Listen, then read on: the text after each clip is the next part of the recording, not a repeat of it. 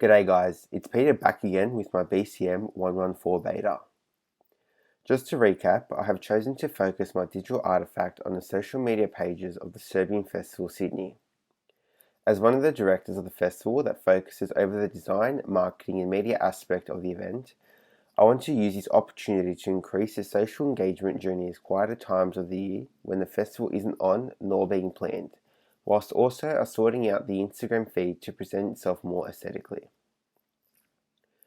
Recently, I made a short interactive competition type story on Instagram and Facebook that gave users a choice between two different flavors of traditional Serbian brandy called rakia.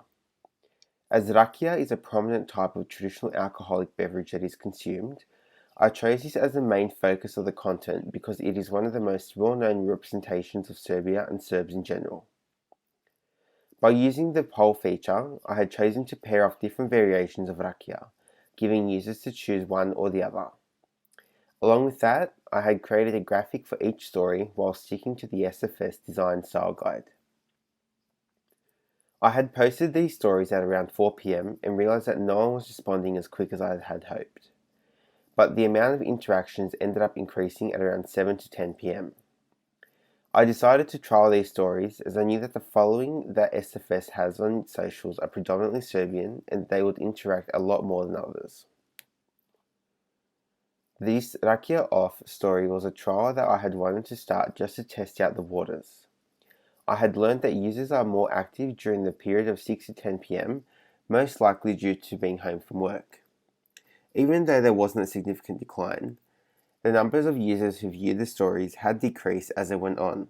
Learning from this, my aim is to try and not bulk post, just to keep a somewhat constant level of engagement. Even though I had mentioned earlier that another goal of this project is to make the SFS Instagram more aesthetically pleasing, I should mainly focus on the audience by creating more interactive content that will keep users engaged. From this, I'll gain a deeper understanding into what actually draws the users in.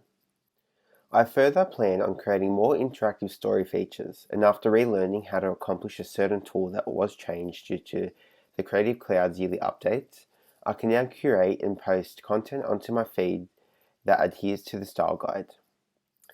Ultimately, it's the content that draws the users in, not necessarily the aesthetic. As a designer, I naturally think about the visual aspect of everything. Even though I shouldn't stray too far from this, I need to learn to focus on the actual content that I'll be creating and sharing, more so than the overall aesthetic.